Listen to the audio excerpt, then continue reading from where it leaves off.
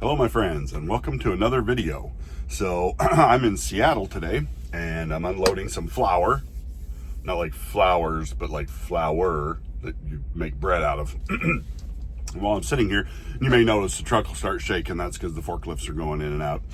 And anyway, so I wanted to talk about something today because I was watching a clip of Louder with Crowder, and he was talking about the new series IronHeart. Doomcock made a video about IronHeart, and I just wanted to tell you guys, first off, I'm not watching it, okay? Because I don't plug my brain up with garbage anymore, not even to review it.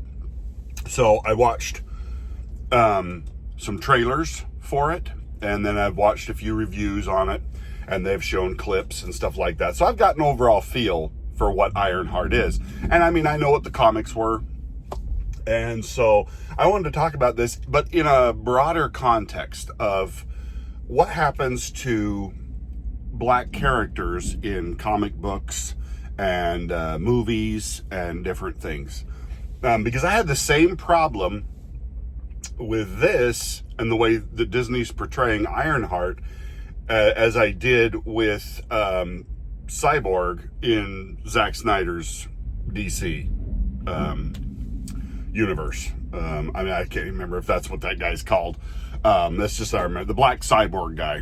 I apologize if I didn't get that name exactly correct. But he was so awful in those that, because see, in Joss Whedon's, you don't get as much of the backstory of Cyborg as you do in the Zack Snyder cut.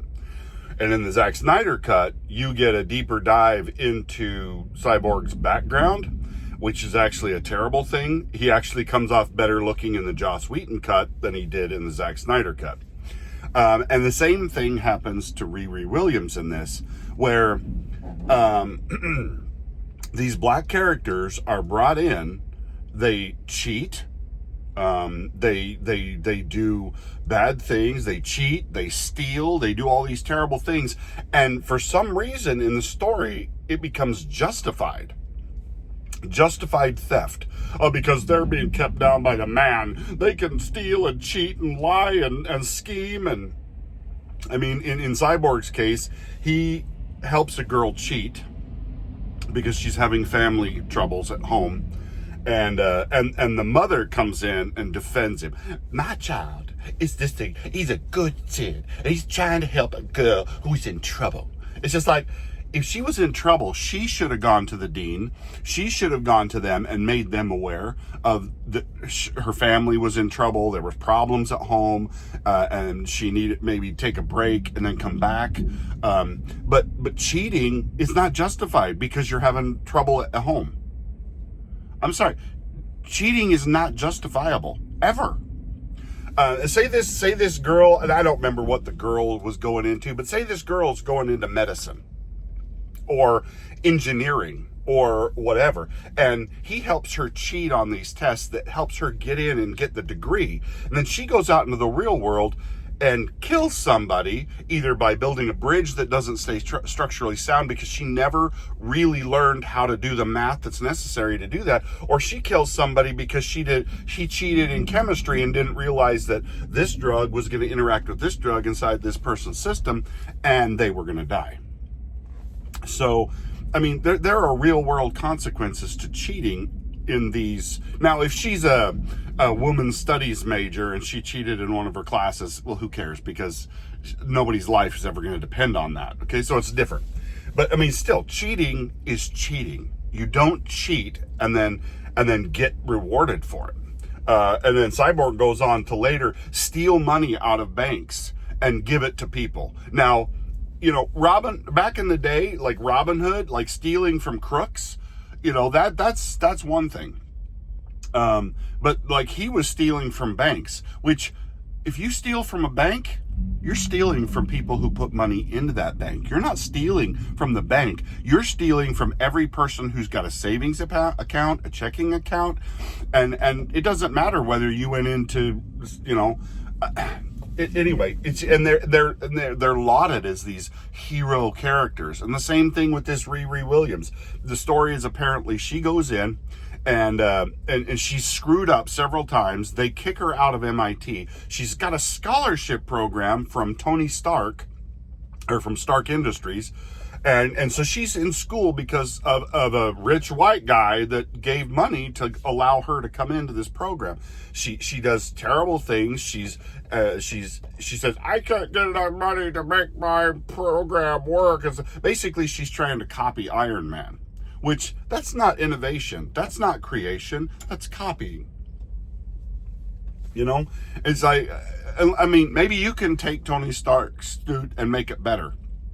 But I don't think so. By the time Tony finished, he had pretty much taken that technology about as far as you could take it. He'd gone clear to nanotech with it. And anyway, so she wants to go and build basically the same thing. Not create something new. No, she wants to go and basically copy-paste Tony Stark and claim that she's a genius. Which I'm like, wait, what? But then she steals the suit from MIT. She steals this suit.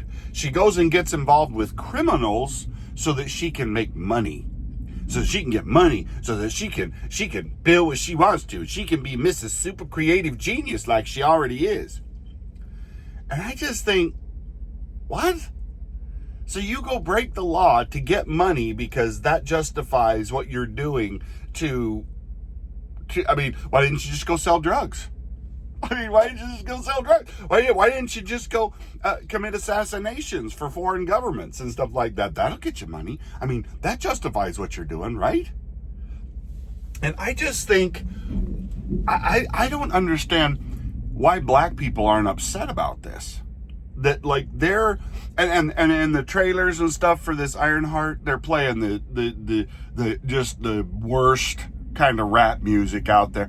And there is times when I actually like rap, but it not the stuff that normally gets produced, because it's all about bitches and hoes and stealing and blinging and I mean, it's like the worst possible elements of culture, and the black people act like, yeah, this is our stuff, we super good. And I'm just like, what?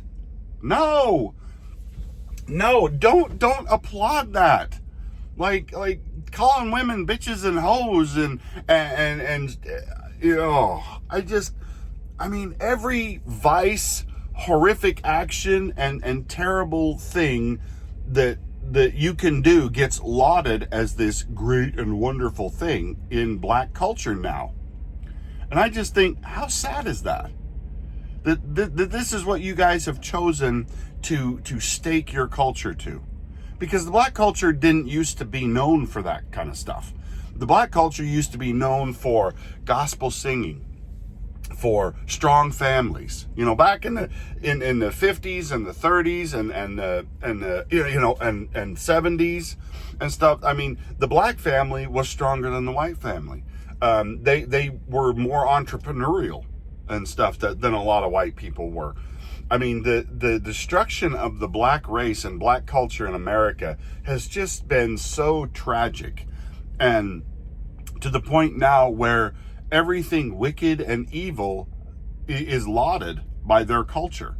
The love of money, the love of stuff and things, and treating people like stuff and things. And I'm not talking all of black culture.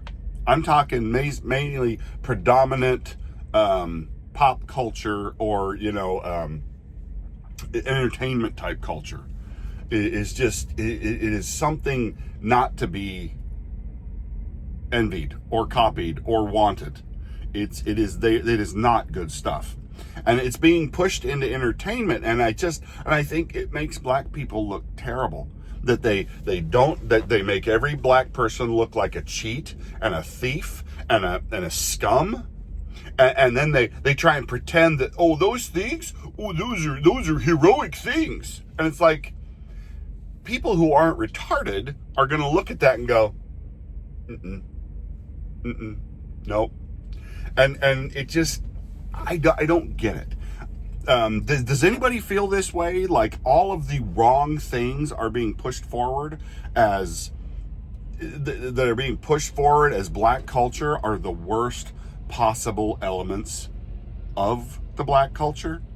I mean, it's a damning thing that they're pushing forward, is like, this is good. And it's terrible. It is really, really terrible. And then they keep wondering why these things fail. Because I think even black people would look at like Riri Williams and Cyborg and stuff and go, Now, Black Panther, they didn't do that. Black Panther was actually a pretty good character. And I really liked Black Panther in fact, he was one of my favorite characters in the cartoon versions of the Avengers and stuff. But in the films, what they did with Wakanda, it was terrible. It was terrible. I mean, the guy that played Black Panther, I really liked him. The guy that played T'Challa, I really liked him. I thought he was great. And then he passed away, and they replaced him with a girl, and now apparently they're going to replace him with a white guy, which I'm not okay with that. And I know that because I'm consistent. Stop race swapping characters. Now, I know that they're probably doing this just to be like, see, we do it with everybody. It's fine. It's not fine. It's not fine. That's a terrible, terrible, terrible idea. You shouldn't be doing that. And more than likely, it's going to be, Ryan Gosling, I think is who they're saying is going to play Black Panther. I mean, more than likely, they're going to have him go in, steal Black Panther's technology and run away and then try and become a superhero to balance out the scales of thievery and dishonesty as a heroic trait. Because they just can't stand for good to be good and evil to be evil. They think they need to muddy those waters and make that stuff crappy. Anyway, I just think it's a travesty and a schmuckery that this is what they do with black culture, with black characters from comic books or black characters in general. When they make them a detestable person by what they do and say, and then try and pretend like, oh yeah, this is a good thing.